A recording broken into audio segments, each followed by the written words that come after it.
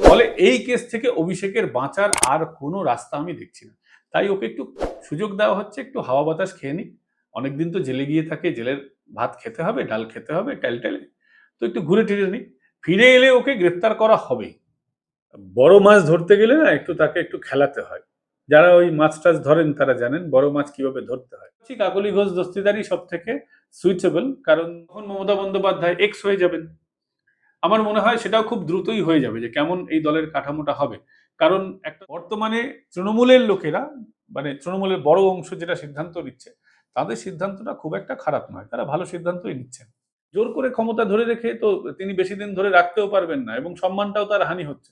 শুভেন্দু অধিকারীর কাছে দুইবার হেরেছেন, ঘরে হেরেছেন, ঘরের বাইরে হেরেছেন, সরকার থেকে আপনি চলে গেছেন, দল আপনাকে চাইছে না, এখনো এত ক্ষমতার লোভ কিসের? উনি ছেড়ে দিন না, ছেড়ে দিয়ে উনি কালীঘাটে কীর্তন টীর্তন করুন, ভালো সময় কাটান।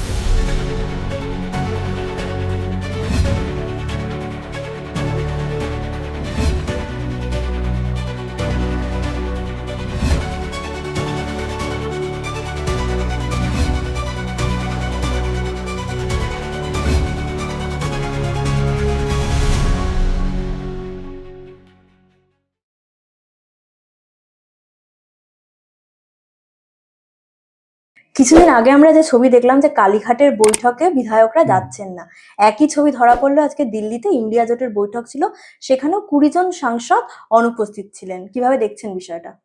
দলটাই তো আর মমতা বন্দ্যোপাধ্যায়ের কাছে নেই। ওই ঋতব্রত বন্দ্যোপাধ্যায় বলেছিলেন না, দলটা হাইজ্যাক হয়ে গেছে। এখন গোটা তৃণমূলটাই, হাইজ্যাক বলবো না, গোটা তৃণমূলটাই আর তৃণমূল বলে কিছু নেই। তৃণমূল কংগ্রেস মানে মমতা বন্দ্যোপাধ্যায়, তৃণমূল কংগ্রেসের ফ্লেভার মানে মমতা বন্দ্যোপাধ্যায়, সেখানে তো মমতার হাতে আর কিছু নেই। আজকে সরাসরি কাকলি ঘোষ দস্তিদার বলে দিয়েছেন তারা এনডিএ তে যোগ দিতে চান। এবার এনডিএ তে যোগ দিতে গেলে তারা যেহেতু দলীয়ভাবে এতদিন বিরোধী দল ছিলেন, দিতেই পারেন, অসুবিধা নেই। সেই ক্ষেত্রে সমস্যা হচ্ছে কি, যিনি দলের সুপ্রিমো হন তার মতামতটা সব থেকে বেশি গুরুত্ব পায়। তো মমতা বন্দ্যোপাধ্যায় ইন্ডি জোটে আছেন, এরা যদি বিজেপি বা এনডিএ কে সমর্থন করতে চান তাহলে এতে রেজলিউশন নিতে হবে। সেক্ষেত্রে মমতা বন্দ্যোপাধ্যায় যদি বাধা দেন, তাহলে অন্তত 2/3 সংখ্যাগরিষ্ঠ যারা থাকবে, 2/3 যারা থাকবে, যেই লবিটা, তারা যেটা বলবে দল সেভাবে চলতে হবে। এখন সবথেকে বেশি বড় লবি যেটা রয়েছে, আমি যদি দিল্লি বা পশ্চিমবঙ্গ দুটো ক্ষেত্রেই বলি, সবচেয়ে বড় লবিটা হচ্ছে মমতা বন্দ্যোপাধ্যায় যে পথে চলছেন তার বিরুদ্ধ লবি। তো সেই লবি তো পরিষ্কারভাবে বলছে যে তারা তাদের মতো করে চলতে চায়। তো এখন মমতা বন্দ্যোপাধ্যায় কার্যত দল বিরোধী কাজ করছেন, মমতা বন্দ্যোপাধ্যায় এখন তৃণমূল বিরোধী কাজ করছেন। এটাকে আমি এইভাবেই দেখতে চাই, এইভাবেই দেখছি। বরং যাদের হাতে এখন পার্টির কন্ট্রোলটা আছে, তারা, তাদের উচিত, মমতা বন্দ্যোপাধ্যায় যেহেতু দলের সিদ্ধান্তের বিরুদ্ধে যাচ্ছেন, মমতা বন্দ্যোপাধ্যায়কে দল থেকে এক্সপেল করে দেওয়া। কিন্তু এই যে শ্রমিকবাবু বলেছিলেন যে তৃণমূলীকরণ হবে না বিজেপিতে, তারপরেও দেখা যাচ্ছে সাংসদরা মানে বিজেপির নেতৃত্ব ভূপেন্দ্র যাদবের বাড়িতে কর্মসূচি করছেন, বৈঠক করছেন, এই বিষয়টা তাহলে কি? না, তৃণমূলীকরণ হচ্ছে না, ওই বিজেমূল ব্যাপারটা হবে না। এটা হচ্ছে তারা তৃণমূলই থাকছেন, তারা উন্নয়নের স্বার্থে রাজ্যে, যেহেতু শুভেন্দু অধিকারী একটা উন্নয়নের জোয়ার আনার চেষ্টা করেছেন। আপনি দেখুন, আমুল কোম্পানি অলরেডি বলে দিয়েছে তারা এখানে আসবে। আদানির সঙ্গে কথা হচ্ছে ডিপসি পোর্টের ব্যাপারে, বা অন্য কোনো সলিউশন তারা অন্য কোনোভাবে এখানে বিনিয়োগ করতে পারেন কিনা। বহু কোম্পানি আসছে। আপনি এখন এয়ারপোর্ট কলকাতার পাশে চলে যান, সরাসরি দেখতে পাবেন যে গতিতে, যে আগে সম্মুখ গতিতে কাজ হচ্ছিল, এখন একদম রকেট গতিতে কাজ হচ্ছে। এয়ারপোর্টের পাশে দেখবেন, এয়ারপোর্টের রানওয়ের কাজ হোক বা আমাদের বারাসাতের যে মেট্রো লাইনটা রয়েছে, সমস্ত কাজ দ্রুত গতিতে হচ্ছে। তো এটা দেখে তৃণমূলের লোকেদেরও ভালো লাগছে যে মমতা বন্দ্যোপাধ্যায় তাদের যেভাবে, এই রাজ্যটা তো তাদেরও রাজ্য, তৃণমূলের যারা যারা সাংসদ আছেন, বিধায়ক আছেন, তারাও এখানে বাস করেন। তো সেই জায়গায় দাঁড়িয়ে আজকে উন্নয়ন দেখে তাদের ভালো লাগছে যে সত্যি রাজ্যে ভাবে কাজ করা যায়। আমি মনে করিয়ে দেব মমতা বন্দ্যোপাধ্যায়ের UPA 2 আমল। UPA 2 এর সময় মমতা বন্দ্যোপাধ্যায়ের হাতে যখন জাহাজ মন্ত্রক ছিল, রেল মন্ত্রক ছিল, আরো একাধিক মন্ত্রক ছিল, তখন রাজ্যে যেভাবে কাজ হচ্ছিল তারা দেখেছেন, কাকলি ঘোষ দস্তিদারেরা দেখেছেন, এককালে দীনেশ ত্রিবেদী এই পার্টিতে ছিলেন, তারা দেখেছেন, প্রয়াত মুকুল রায়রা দেখেছেন, শুভেন্দু অধিকারীও সেই সময় দেখেছেন, তারা দেখেছেন। তো তারাও চাইছেন এ রাজ্যের উন্নয়ন হোক। তাই সে কারণে তারা বিজেপিকে সহযোগিতা করতে চাইছেন, এনডিএ এর শরিক হতে চাইছেন। তারা বলছেন না যে তারা বিজেপি হয়ে যেতে চাইছেন। এনডিএর শরিক কিন্তু তৃণমূল কংগ্রেস ছিল। একটু যাদের বয়স আমাদের মতো হবে বা আমাদের আগে যারা ছিলেন, তারা কিন্তু 2003-4 1998 এর সময়টা দেখেছেন, যখন তৃণমূল কংগ্রেস তৈরি হচ্ছে, তৃণমূল কংগ্রেস বিজেপির সঙ্গে জোট হয়ে গেল, দেওয়াল একসাথে লেখা হলো, তৃণমূল কংগ্রেসকে প্রতীক উপহার দিল ভারতীয় জনতা পার্টি। জন্মলগ্ন থেকে তৃণমূল কংগ্রেস কিন্তু বিজেপির সঙ্গে ছিল। পরে মমতা বন্দ্যোপাধ্যায় দলের নীতি চেঞ্জ করেছেন। এখন দলের সংখ্যাগরিষ্ঠ অংশ তারা চাইছেন যে আগের ফরম্যাটে ফিরতে। তারা বিজেপিকে সাপোর্ট করছেন, বিজেপি হয়ে যাচ্ছেন না। ফলে যারা মনে করছেন যে বিজেপির তৃণমূলায়ন হয়ে যাচ্ছে, তো এটা ঠিক নয়। তারা উন্নয়নের স্বার্থে, এই রাজ্যের স্বার্থে তাদের রাজনৈতিকভাবে সহযোগিতা করতে চাইছেন, অন্তত দিল্লির অংশটা। এই রাজ্যের অংশটা একটু কনফিউজড আছে। তারা বলছে ইস্যু ভিত্তিক ভাবে তারা সাপোর্ট করবে, যদি সরকার ভালো কাজ করে সেখানে থাকবে। আমরা যেমন দেখতে পাচ্ছি যে শুভেন্দু অধিকারী যতগুলি প্রশাসনিক সভা হয়েছে, সেখানে বিভিন্ন তৃণমূলের বিধায়করা, এমনকি সব থেকে বেশি শুভেন্দু অধিকারীর সমালোচক, যিনি বাড়ির সামনে গিয়ে বাজে বাজে কথা বলেছিলেন, অনেকে তার নাম শুনতে চান না, কুণাল ঘোষ, তিনিও কিন্তু সেই আমতা আমতা করে সভায় যোগ দিয়েছেন। পরে নিজের মতো করে ভুলভাল ব্যাখ্যা করেছেন, সেটা আলাদা বিষয়, কিন্তু তারাও কোনো না কোনো জায়গায় উন্নয়নে সামিল হতে চাইছেন বলে মনে হচ্ছে। ফলে তৃণমূলের সবচেয়ে বড় অংশটা চাইছে যে রাজ্যের উন্নয়নের স্বার্থে তারা কাজ করবে। এটা সাধু উদ্যোগ, বিজেপির লোকেদেরও ভয় পাওয়ার কোনো কারণ নেই। এবার এটা ঠিক দল বড় করার জন্য আজ হোক বা কাল কিছু লোককে রাজনৈতিক স্বার্থে হয়তো নিতে পারে। এটা নিয়ে ডিবেট হতে পারে যে ঠিক নয় বেঠিক, কি তাদের মতো মতামত। কিন্তু আমার মনে হয় বর্তমানে তৃণমূলের লোকেরা, মানে তৃণমূলের বড় অংশ যেটা সিদ্ধান্ত নিচ্ছে, তাদের সিদ্ধান্তটা খুব একটা খারাপ নয়, তারা ভালো সিদ্ধান্তই নিচ্ছেন।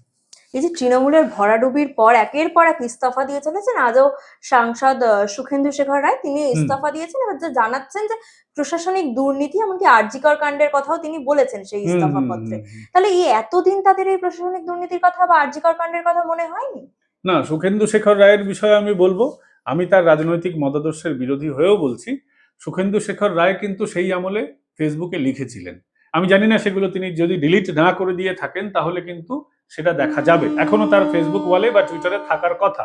অন্যদিকে মনে করিয়ে দেব, সব থেকে বেশি কলকাতা পুরসভায় অন্যতম দুর্নীতিগ্রস্ত যাকে বলা হয়, সেরকম একজন কাউন্সিলর যাকে স্কোয়ার ফিট সেন বলা হয়, পেশায় তিনি ডাক্তার, তিনিও কিন্তু তার মেয়ের কথা ভেবে তখন প্রতিবাদ করেছিলেন। আমি নাম সরাসরি বলে দিচ্ছি, শান্তনু সেন ডক্টর।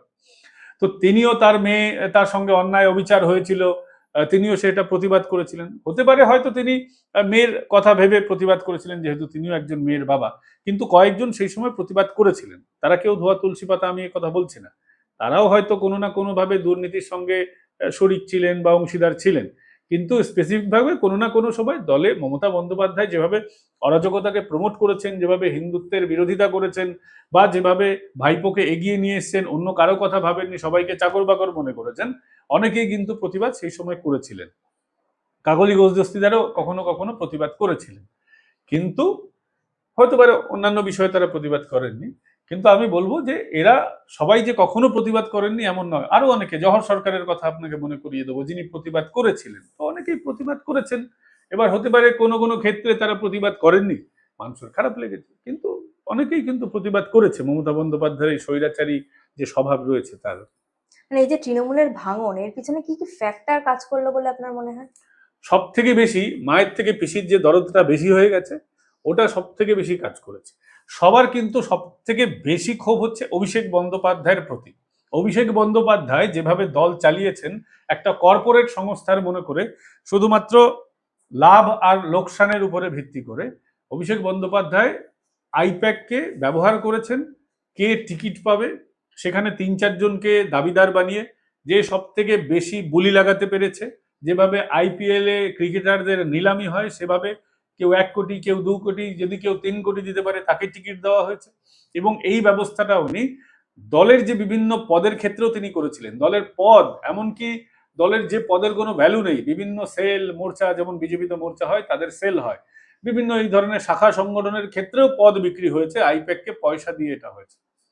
18-19 বছরের বাচ্চা ছেলেরা 60 বছর 70 বছরের বিধায়ক সাংসদদের শিখিয়েছে আপনাকে এইভাবে রাজনীতি করতে হবে। অনেকে মেনে নিতে পারেননি। যাদের ঠিক করে শেভিং যারা করতে পারে না, যাদের রাজনৈতিক বোধ, তাদের মানে কি বলবো, তাদের গালে যেরকম দাড়ি গোনা যায়, ঠিক সেরকম যাদের রাজনৈতিক বোধ, তাদের বলেছে আপনাকে এইভাবে রাজনীতি করতে হবে। অভিষেককে ফোন করলে কাজ হয়নি। অভিষেক বন্দ্যোপাধ্যায়ের ওই ক্যামাক স্ট্রিটের অফিসে বেল্ট, চশমা, পার্স, ঘড়ি সব খুলে রেখে যেতে হতো। মানে যেভাবে একটা আসামিকে জেলে ঢোকায় ঠিক সেইভাবে তার সঙ্গে কথা বলতে হতো। তার মধ্যে অনেকদিন উনি নাকি কথা বলতেন না, অনেকে বলছেন। সেই জায়গায় দাঁড়িয়ে তার উপরে ক্ষোভ ছিল, এবং অবশ্যই মমতা বন্দ্যোপাধ্যায় যেভাবে প্রশ্রয় দিয়েছেন সবগুলোকে, এটা নিয়ে ক্ষোভ ছিল। মমতা বন্দ্যোপাধ্যায় যেভাবে দল চালিয়েছিলেন সেটা নিয়ে ক্ষোভ ছিল। মমতা বন্দ্যোপাধ্যায় হঠাৎ হঠাৎ দুর্গাপুজো হিজাব পড়তেন, সেটা নিয়েও অনেক হিন্দু বিধায়কদের, নিশ্চয়ই সাংসদদের ক্ষোভ থাকবে। কারণ দিনের শেষে রাজনীতির ঊর্ধ্বে গিয়ে তারাও তো কোনো না কোনো ভগবানকে আরাধনা করেন, তারাও তো মনে প্রাণে হিন্দু, তাদের খারাপ লেগেছে। মমতা বন্দ্যোপাধ্যায় এবং অভিষেক বন্দ্যোপাধ্যায়ের যতগুলি এই ধরনের কর্মকাণ্ড ছিল সবই তাদের আস্তে আস্তে আস্তে আস্তে ক্ষোভের পাহাড় জন্মেছে। এবং আজকে যখন ভরাডুবি হয়েছে, মনে হয়েছে তাদের যে আজকে আমরা বিপদে পড়বো না। কারণ মমতা যদি ক্ষমতায় চলে আসতেন, তারা বললে তারাও বিপদে পড়তেন, তারা অ্যারেস্ট হতেন। আজকে অবশ্যই অনেকে আছেন যারা ভাবছেন যে যদি মমতার সঙ্গে থাকি তাহলে ডিম খেতে হবে, পচা টমেটো খেতে হবে, পাথর বালি উড়ে আসবে মুখের দিকে।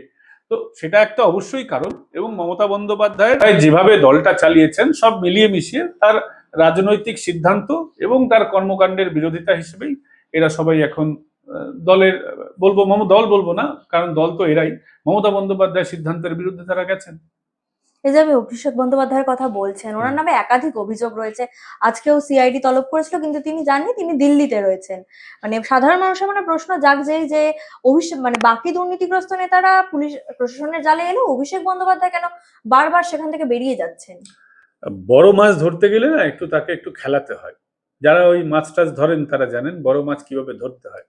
এবং শিকারী যদি জানে যে এই মাছটাকে আমি ধরবই, তাহলে সে কিছুক্ষণ খেলায়।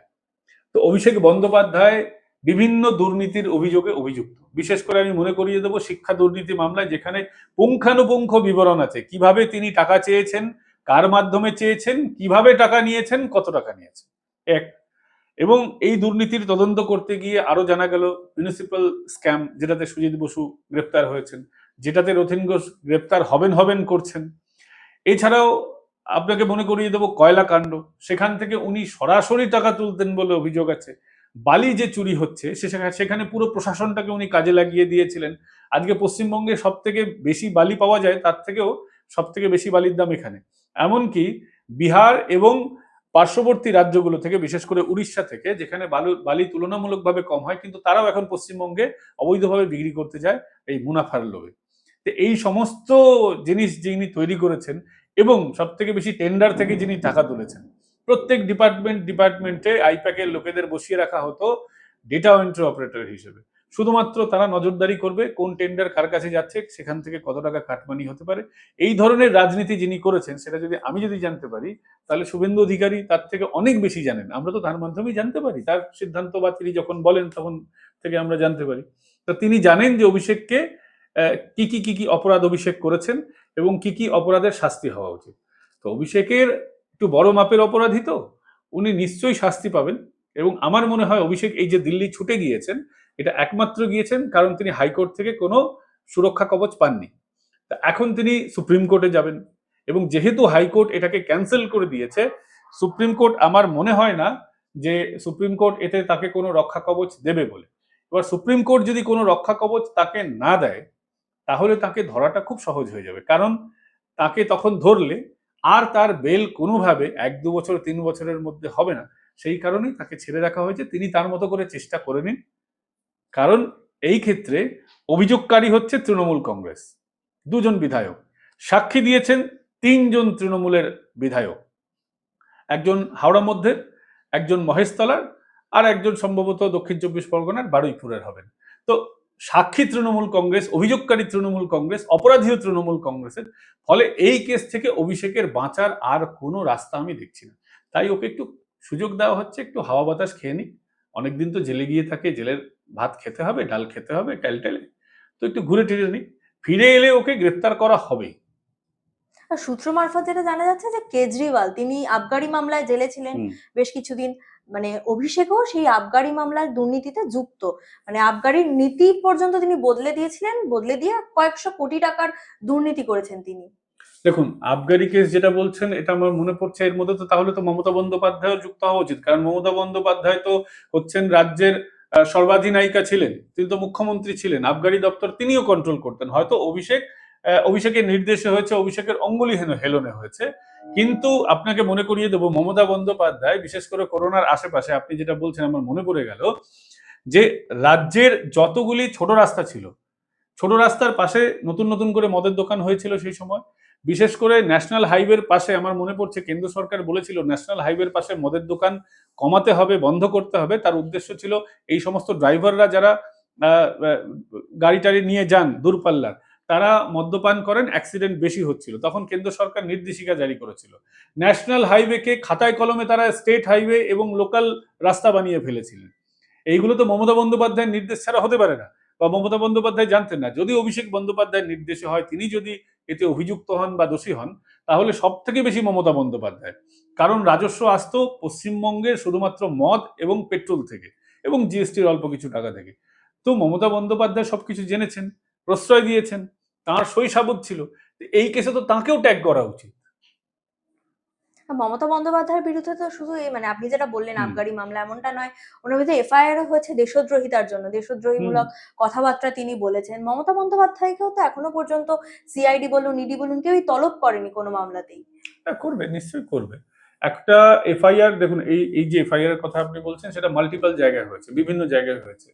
তো একজন মুখ্যমন্ত্রী যিনি ছিলেন, বহিষ্কৃত মুখ্যমন্ত্রী বা বড় রাজনৈতিক ব্যক্তিত্বের বিরুদ্ধে মামলাগুলোকে এক কাট্টা করতে হবে। তারপরে এবং পুলিশ শুধুমাত্র এই তদন্ত করতে গেলে পুলিশের ক্ষেত্রে এখতিয়ারের বাইরে হবে না, কিন্তু সাধারণত এইগুলো সিবিআই বা সিআইডি এদের করার কথা।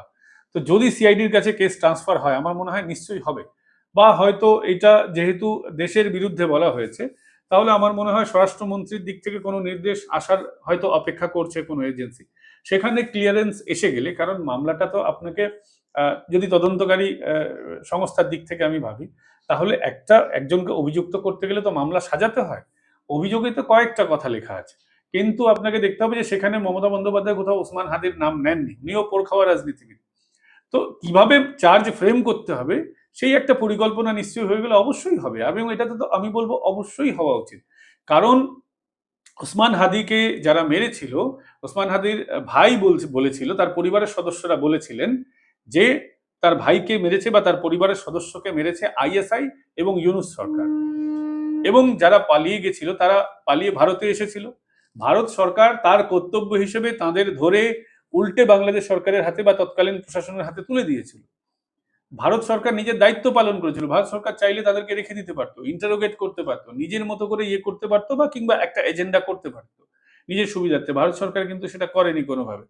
দুই দেশের সম্পর্কের কথা ভেবে যাদের অভিযোগ বা যে দেশে ঘটনা ঘটেছে তাদের কাছে ফিরিয়ে দিয়েছিল।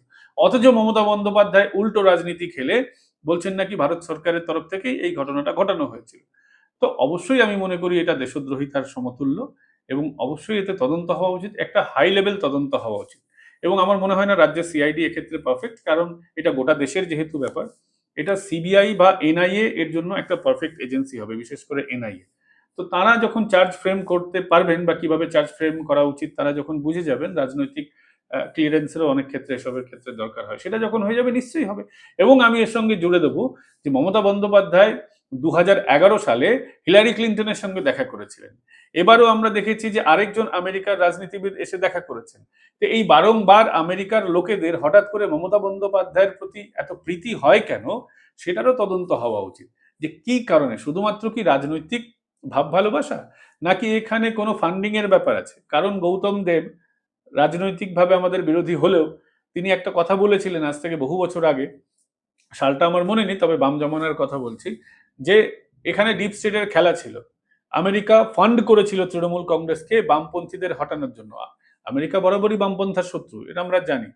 কিন্তু সেই সময় যদি ফান্ড করা হয়ে থাকে, একটি দেশ আরেকটি দেশকে তো কখনো রাজনৈতিক ক্ষমতার পরিবর্তনের জন্য ফান্ড করতে পারে না, সেটা অবৈধ।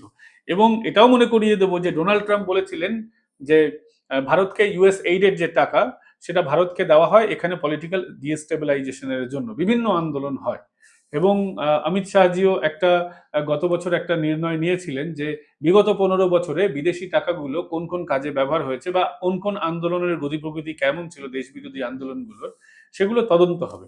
ফলে এটাও আমি মনে করি যে অমিত শাহজি যেহেতু প্রতিশ্রুতি দিয়েছিলেন, এটারও তদন্ত হওয়া দরকার। মানে আপনি কি বলছেন মমতা বন্দ্যোপাধ্যায় বর্তমানে ডিপ স্টেট হিসেবে কাজ করছে?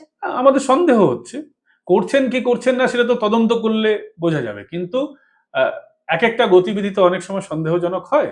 তো এই গতিবিধি তো অবশ্যই সন্দেহজনক। মমতা বন্দ্যোপাধ্যায় হেরে গেলেন, তারপর আমেরিকার লোক এলো। মমতা বন্দ্যোপাধ্যায় জিতে যাচ্ছেন, তারপর আমেরিকার লোক আসছে। বামপন্থীরা অভিযোগ করছেন যে নির্দিষ্ট অঙ্ক এইভাবে এইভাবে চ্যানেলাইজ হয়েছে। এবং আমরা এটা তো দেখেছি যে হিলারি ক্লিন্টনদের যে ফাউন্ডেশন আছে, তো সেই ফাউন্ডেশনের টাকা বাংলাদেশে ব্যবহার হয়েছে। এবং আমি মনে করিয়ে দেবো, যখন আমরা খুব ছোট তখন পুরুলিয়া একবার অস্ত্রবর্ষণ হয়েছিল। তো বারংবার এই জায়গায়, এই পশ্চিমবঙ্গ বা নর্থ ইস্টে বারংবার যে এই আমেরিকার একটা চক্রান্ত বা আমেরিকার নজর যে এদিকে আছে, এটা তো আমরা সকলেই জানি।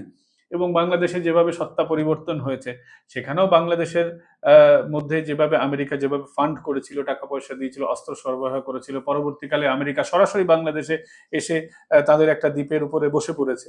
তো এই জায়গাটাতে নিয়ে আমেরিকার পরিকল্পনার কথা সর্বজন বিদিত। তো ফলে মমতা বন্দ্যোপাধ্যায় সেই ষড়যন্ত্রের অংশীদার কিনা সেটা তো অবশ্যই তদন্ত করে দেখা দরকার। অন্যদিকে আছে ফিরহাদ হাকিম, তিনি আজ বিরোধী দলনেতার ঘরে গেছেন। ডেপুটি লিডার যে সন্দীপন সাহা, তো উনি তাকে নিয়ে গেছেন কোথাও গিয়ে। ফিরহাদ হাকিম কি তাহলে এবার নব্য তৃণমূলের সদস্য হচ্ছেন? না, বিরোধী তৃণমূল নব্য তৃণমূল কি, এরা তো তৃণমূলই, মানে এটাই তো আসল তৃণমূল। নব্য তৃণমূল যদি কেউ তৃণমূলে নতুন করে জয়েন করে, এরাই হচ্ছেন আসল তৃণমূল। বরং মমতা বন্দ্যোপাধ্যায় হচ্ছেন দল বিরোধী কাজ করা তৃণমূল। যারা সংখ্যাগরিষ্ঠ গোষ্ঠী, দল মানে কি একটা সমষ্টি। দল মানে কিন্তু একটা কর্পোরেট এজেন্সির কোনো ব্যক্তিতান্ত্রিক কোনো সংস্থা নয়। এক ব্যক্তি মালিকানাধীন সংস্থা তো দল হয় না। দল মানে সমষ্টি। সমষ্টি যে সিদ্ধান্ত নেবে সেটাই দলের সিদ্ধান্ত বলে গৃহীত হয়। বা দলের সুপ্রিমো একটা কথা বললেন, কেউ বিরোধিতা না করলে সেটা দলের সিদ্ধান্ত বলে গৃহীত হবে। এখানে যদি খাতায় কলমে মমতা সুপ্রিমো হন আর সবাই যদি বিরোধিতা করে, তাহলে সবাই যে বিরোধী সুর সেটাই কিন্তু দলের সুর বলে জেনে নিতে হবে। তা এখন তো সমষ্টিগতভাবে যাদেরকে বিদ্রোহী বলা হচ্ছে, বিরোধী বলা হচ্ছে, তারাই তো আসল দল। তো ফলে এরাই হচ্ছে আসল দল, ববি হাকিমরাই আসল দল, ঋতব্রত, কাকলি ঘোষ দস্তিদার, সুখেন্দু শেখর রায়রাই হচ্ছে আসল দল। বরং মমতা বন্দ্যোপাধ্যায় এখন দল বিরোধী কাজ করছেন, কাউকে তো জানিয়ে করছেন না। দলের মিটিং এ আলোচনা হচ্ছে না। তিনি দলের মিটিং যেগুলো যাচ্ছেন সেগুলো টুকরো টুকরো মিটিং। তিনি কি গোটা দলের মিটিং ডাকছেন? ডাকছেন না। তিনি কখনো সাংসদদের ডাকছেন, কখনো কলকাতা পুরসভার কাউন্সিলরদের ডাকছেন, টুকরো টুকরো করে ডেকে নিজের রাজনৈতিক যে ক্ষমতা ওটা ধরে রাখার চেষ্টা করছেন। কিন্তু এইভাবে তিনি ধরে রাখতে পারবেন না, তার জমানা শেষ হয়ে গেছে। এখন তৃণমূলের যদি তিনি মার্গদর্শক হয়ে যান, তৃণমূলের যদি অ্যাডভাইজার হয়ে যান, বা তৃণমূল ছেড়ে দেন, তাতেই তো তার ভালো। জোর করে ক্ষমতা ধরে রেখে তো তিনি বেশি দিন ধরে রাখতেও পারবেন না, এবং সম্মানটাও তার হানি হচ্ছে। শুভেন্দু অধিকারীর কাছে দুইবার হেরেছেন, ঘরে হেরেছেন, ঘরের বাইরে হেরেছেন, সরকার থেকে আপনি চলে গেছেন, দল আপনাকে চাইছে না, এখনো এত ক্ষমতার লোভ কিসের? উনি ছেড়ে দিন না, ছেড়ে দিয়ে উনি কালীঘাটে কীর্তন টীর্তন করুন, ভালো সময় কাটান। এবং মমতা বন্দ্যোপাধ্যায় তো, আমি শেষবার যেবার বইমেলা গেছিলাম আজ থেকে বছর 3 আগে, তখন 110টা লিখেছিলেন বই। তো এখন হিসেব মতো মমতা বন্দ্যোপাধ্যায়ের 150 বা 200-র কাছাকাছি বই লেখা ইয়ে। তো মুখ্যমন্ত্রী হিসেবে যখন তার সময় ছিল না এত বই লিখেছিলেন, এখন তো তার অঢেল সময়। তিনি ছবি আঁকুন, কোটি কোটি টাকায় বিক্রি হবে। তিনি বই লিখুন, রয়্যালটির টাকায় তার সংসার চলে যাবে। তো তিনি বই লিখুন, ছবি আঁকুন, অঢেল সময়। হাম্বা খাম্বা কাম্বা কাম্বা আমরা মিস করছি। মমতা বন্দ্যোপাধ্যায়ের যে ছবিটা হয়, সেটা তিনি যখন আঁকেন, ওটা যে অ্যাকচুয়ালি কি সেটা নিয়ে রীতিমতো গবেষণা করতে হয় বোঝার জন্য। তো সেগুলো তিনি চালালে তো ভালো, আমরাও তো একটু রসদ পাই, একটু আনন্দের রসদ হয় মমতা বন্দ্যোপাধ্যায়ের মাধ্যমে। কংগ্রেস, আপনি যেমনটা বলছেন যে মমতা হুম। বন্দ্যোপাধ্যায় দল বিরোধী কাজ করছে, তাহলে ভবিষ্যতে গিয়ে এই যে তৃণমূল সুপ্রিমো বা শীর্ষ নেতৃত্বে এর যে মর্যাদা, সেটাও কি মমতা ব্যানার্জির হাত থেকে চলে যাবে? অবশ্যই চলে যাবে। আহ, তৃণমূলের যারা বিরোধী পক্ষ আছেন বা বিদ্রোহী পক্ষ আছেন, বা তৃণমূল বর্তমানে যারা তৃণমূলের আসল কণ্ঠস্বর, তারা যখন তাদের নেতা, মোটামুটি দলের তো একটা কাঠামো হয় যে দলটা সভাপতি ভিত্তিক দল হবে নাকি সম্পাদক ভিত্তিক দল হবে, যেমন সিপিএম সম্পাদক ভিত্তিক দল, বা বিজেপি হচ্ছে সভাপতি নির্ভর দল। তো দলের কাঠামো কেমন হবে? সভাপতি নির্ভর হবে না সেক্রেটারি নির্ভর হবে? দলে কতজন যেটা সর্বভারতীয় বডি হবে সেখানে কতজন সম্পাদক থাকবেন? বিজেপিতে যেমন একটা অতিরিক্ত পদ আছে ওজিএস বলে, তো সেই ওজিএস পদে সাধারণত আরএসএস থেকে আসেন। তো এদের কিরকম সাংগঠনিক কাঠামো হবে সেটা যখন ওরা ঠিক করে নিতে পারবেন, তখন তারা নির্বাচন করবেন। তখন মমতা বন্দ্যোপাধ্যায় এক্স হয়ে যাবেন। আমার মনে হয় সেটাও খুব দ্রুতই হয়ে যাবে যে কেমন এই দলের কাঠামোটা হবে। কারণ একটা দল তার দুটো উইং হতে পারে না। একটা দলের একটা বিধানসভার উইং, একটা দলের একটা লোকসভার বা সংসদের রাজ্যসভার উইং, এটা তো হতে পারে না।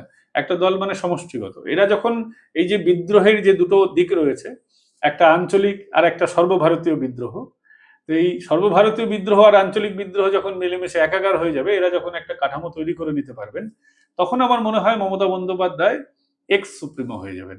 যেমন মুকুল রায় একটা সময় নম্বর 2 এক্স হয়ে গেছেন, এখন উনি বেঁচে নেই, ওনার আত্মার শান্তি কামনা করছি, কিন্তু ওনাকে যেমন দল থেকে চলে যেতে হয়েছে, মমতাকে অচিরে দল থেকে এবং অভিষেককেও অচিরেই দল ছেড়ে দিতে হবে বা দল এদের তাড়িয়ে দেবে। তাহলে এই মমতা বন্দ্যোপাধ্যায়ের পরে তৃণমূল সুপ্রিমো বা শীর্ষ নেতৃত্বের জায়গাটা কে পাবে বলে আপনার মনে হয়? আমার মনে হয় যে কোনো জনপ্রিয় ব্যক্তিত্ব যার দীর্ঘদিনের রাজনৈতিক অভিজ্ঞতা আছে, সেটা কাকলি ঘোষ দস্তিদারও হতে পারেন বা অন্য কেউ হতে পারেন। তবে একজন যার দীর্ঘদিনের রাজনৈতিক অভিজ্ঞতা আছে, দল চালানোর অভিজ্ঞতা আছে, এমন যে কোনো একজন যার সর্বভারতীয় অ্যাকসেপ্টেন্স আছে, তো সেরকম কোনো ব্যক্তিকে নিশ্চয়ই এটা করা যেতে পারে। কাকলি ঘোষ দস্তিদার যেহেতু সংসদে ওটাকে লিড করেছেন, তারা হতেই পারেন, তাদের মতো বা তাদের মধ্যে থেকে যে কোনো একজন হবেন।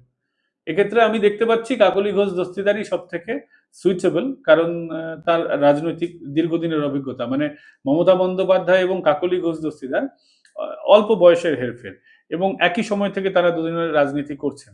এবং মমতা বন্দ্যোপাধ্যায়কে আমি, যেহেতু কাকলিদির সঙ্গে একটা আমার অন্য সম্পর্ক ছিল, যেহেতু তিনি একটি প্রতিষ্ঠান, সংবাদ মাধ্যম প্রতিষ্ঠান করেছিলেন, আমি তাতে সাংবাদিক হিসেবে সেখানে কাজ করেছি, এবং ঘোষ দস্তিদার পরিবারের ওনার যিনি হাজবেন্ড, তার সঙ্গে আমার দীর্ঘদিনের সম্পর্ক একটা সময় ছিল। তো আহ, এই তৃণমূল কংগ্রেসকে একটা সময় এই ঘোষ দস্তিদার পরিবার ফান্ড করত। মমতা বন্দ্যোপাধ্যায় একটা অল্টো গাড়ি চড়তেন, সেটাও কিন্তু ঘোষ দস্তিদারদের দেওয়া। মমতা বন্দ্যোপাধ্যায়কে বেশ কয়েকবার হত্যার সত্যি পরিকল্পনা হয়েছে, তখন এই ঘোষ দস্তিদার পরিবার তাকে বাঁচিয়েছে। এবং মমতা বন্দ্যোপাধ্যায়ের অনেক ব্যক্তিগত জীবনের ওঠানামা, সবটা ক্যামেরার সামনে বলা যায় না, সেই ওঠানামারও সাক্ষী এই পরিবার। তো এরা দীর্ঘদিনের, এদের রাজনৈতিক অভিজ্ঞতা আছে। তো আমার মনে হয় যে তারা এই দলটাকে, ঘোষ দস্তিদাররা এই দলটাকে লিড করতে পারেন, বিশেষ করে কাকলি ঘোষ দস্তিদার। তার হাজবেন্ডও রাজনীতিবিদ, পশ্চিমবঙ্গ সরকারের তিনিও মন্ত্রী ছিলেন, যদিও তিনি রাজনীতি থেকে এখন একটু বিমুখ হয়ে গেছেন, তিনি ডাক্তারি পেশায় ফিরে গেছেন। তো আমার মনে হয় Kakoli Ghosh Dastidar is a suitable person who can lead this party. ধন্যবাদ।